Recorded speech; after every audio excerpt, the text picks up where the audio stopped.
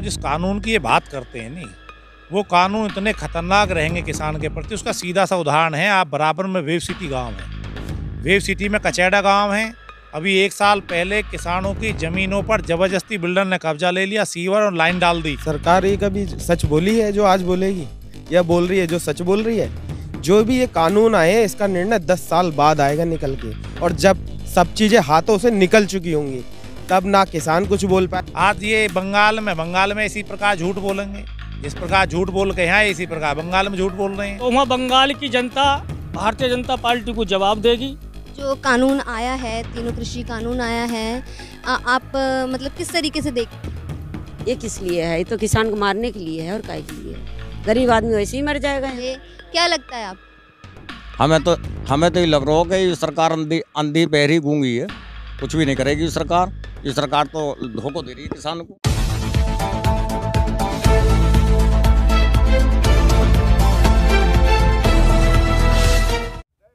नमस्कार, मैं प्रिया त्यागी और आप देख रहे हैं एमजे खबर। जिस तरीके से किसानों का आंदोलन लगातार चल रहा है 26 नवंबर से, और आज किसानों के आंदोलन को 100 दिन पूरे हो गए हैं। दिल्ली के बॉर्डर पर लगातार जो किसान आंदोलन कर रहे हैं तीनों कृषि कानून के विरोध में, और उनका साफ कहना है कि तीनों कृषि कानून वापस होने चाहिए और एमएसपी पर गारंटी का कानून बनना चाहिए, तभी वो मानेंगे। और जैसे कि 100 दिन पूरे हो चुके हैं तो किसान मौजूद हैं यहाँ पर, टोल को फ्री कराने के लिए यहाँ पर सारे किसान आए हुए हैं। उनसे बात करेंगे जिस तरीके से वो आंदोलन चल रहा है, 100 दिन से ऊपर हो गए और काले दिवस के रूप में आज किसान यहाँ पर बना रहे हैं, काला दिवस आज मना रहे हैं। क्या कहेंगे? ये किसान जो है 100 दिन लगभग धरने के हो चुके हैं, लेकिन सरकार बिल्कुल लापरवाह हो चुकी है, किसान और मजदूर के प्रति बिल्कुल उदासीन हो चुकी है। उसी के ध्यान को आकर्षित करने के लिए आज पूरे प्रदेश में, पूरे हिंदुस्तान में किसान जो हाईवे हैं उन पर, टोलों पर आके बैठा है, जिससे कि आम जनता को भी और सरकार को भी उनकी परेशानी का जानकारी हो सके। उसी के रूप में आज भारतीय किसान यूनियन भानु ने भी गाजियाबाद के डासना टोल पर बैठकर सरकार को एक चेतावनी दी है कि जो कानून हैं ये किसान के हित के कानून नहीं हैं, इन कानूनों को वापस लें और जो स्थानीय किसानों की समस्याएं हैं उन समस्याओं का भी समाधान करें। जैसे दिल्ली मेरठ के एक्सप्रेसवे के आकाश नगर के प्रभावित लोग हैं, लगभग 5 महीना से बैठे हैं, मकान तोड़ दिए गए, आज तक उनको मुआवजा नहीं मिला। गेल इंडिया गैस पाइपलाइन के लोग हैं, उनकी समस्याएं हैं। गन्ना के किसान की समस्या है, किसान के जो ट्वेल है उस पर मीटर लगाने की बात है, किसानों के बिल हैं, फीस माफ़ी की वो हैं। बहुत मांगों को लेकर आज किसान रोड पे है, टोल टैक्स पर बैठने का आज काम किया है। बिल्कुल, आप क्या कहेंगे? जैसे कि 100 दिन हो गए हैं किसानों को, अभी तक सरकार की तरफ से कुछ नहीं आया है, तो आपको लगता है कि उस तरीके से प्रदर्शन करने से सरकार मानेगी? ये सरकार अंधी बहरी है और ये समझने के लिए तैयार नहीं है, और ये समझना पड़ेगा। किसान आंदोलन यूं ही चलता रहेगा। आप क्या कहेंगे? टोल प्लाजा आपने फ्री करवाया है, आज काले दिवस के रूप में मना रहे हैं, तो आपको लगता है कि सरकार इससे मानेगी? सरकार को मानना पड़ेगा। सरकार को आज नहीं तो कल नहीं तो परसों मानेगी। नहीं मानेगी तो 2022 में मानेगी, जब वो सरकार सत्ता से चली जाएगी, जब अपने आप मान जाएगी।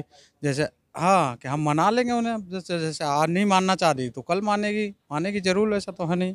जैसे कि सरकार तो अभी बंगाल के चुनावों में लगी हुई है, किसानों पे कोई ध्यान ही नहीं है। 100 दिन हो गए हैं, हम भी देख रहे हैं, आप भी देख रहे हैं, क्या लगता है? बंगाल में भी किसान है, पूरे भारतवर्ष में 70% किसान आबादी है और गरीब है।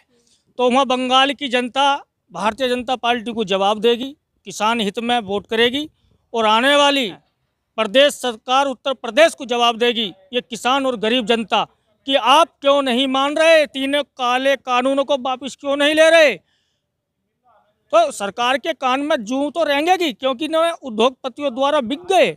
जब काले नोटबंदी भी करी उसमें इन्होंने जो है आम जनता लाइन में लगा दी, और जब कोरोना काल आया, कोरोना काल में इन्होंने जो है काले कानून जो है अपने आवास पर बैठ कर पास कर दिए, ना कि राज्यसभा में करे ना वहाँ करे, लोकसभा में अपने घर में बैठ कर पास कर दिए। ये कोई तरीका थोड़ा, ये माननीय प्रधानमंत्री जी को सुबुद्धि आए।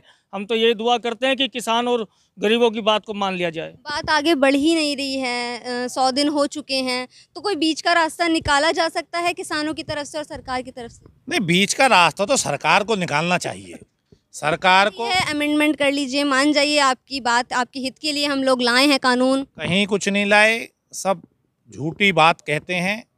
जब किसान कह रहे हैं कि वे बैठ के टेबल पर दोबारा वार्ता को चालू करें, किसानों को बुलाएं, इनको 3 साल को या 5 साल के लिए सस्पेंड कर दें, कानूनों को जो एमएसपी का वो है उसे निर्धारित कर दें, उसका कानूनी रूप बना दें, किसान को जाने की जो समस्याएं हैं उनका बैठ के सरकार को समाधान करना चाहिए।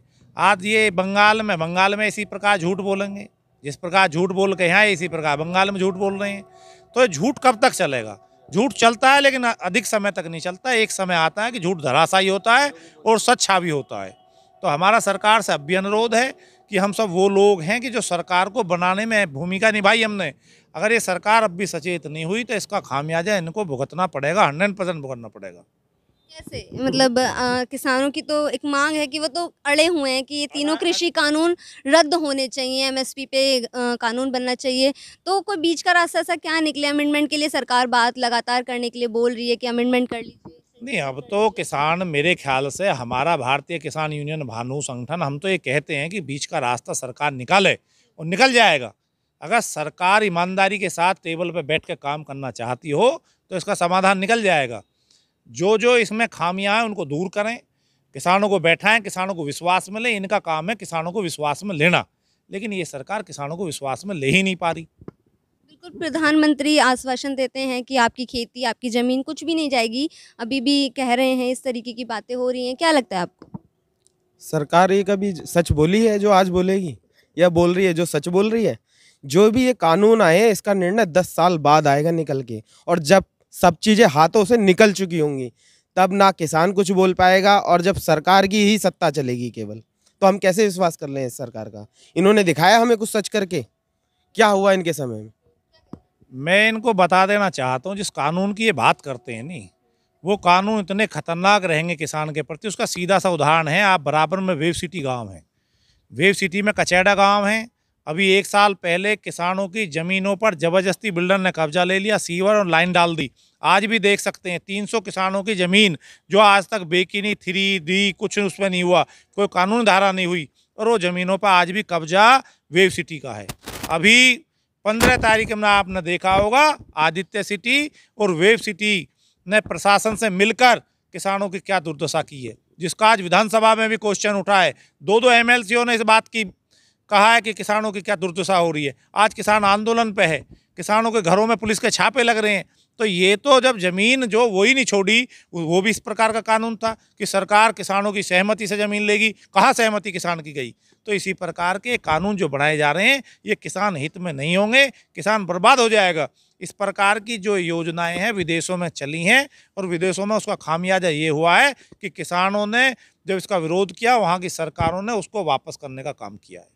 बिल्कुल, संसद में अगर बात करें तो 300 से ज़्यादा किसान हैं जो किसान से जुड़े हुए हैं, और सरकार ये बात बोल रही है, मतलब एक डाटा आया है कि वो जो किसान हैं वो करोड़पति हैं, मतलब उनके पास इतनी प्रॉपर्टी है। तो इसको कैसे देखते हैं? सारे किसान करोड़पति हैं फिर उनके हिसाब से? नहीं, कहाँ कौन करोड़पति है? 1 करोड़पति दिखाई दे रहे हैं आपको? आप गाँवों में जाके देखें, वो अपने बच्चों को पढ़ा नहीं सकते प्राइवेट स्कूल में, वो प्राइवेट हॉस्पिटल में अपने बच्चों को एडमिशन नहीं करा पा सकते। मैं तो उसकी बात कर रहा हूँ, NCR के किसान की बात कर रहा हूँ, जो NCR किसान है। अगर आप थोड़ा सा बुलंदशहर सिकंदराबाद के पास चले जाएं तो वहाँ आदमी अपना मकान नहीं बना सकता, अपने बच्चे की शादी नहीं कर सकता सही प्रकार की, और अपने बच्चों को अच्छी प्रकार की शिक्षा नहीं दे सकता। और सरकारी स्कूलों का क्या हाल है वहाँ पर, क्या क्या कहेंगे? वो भी बुरा हाल है।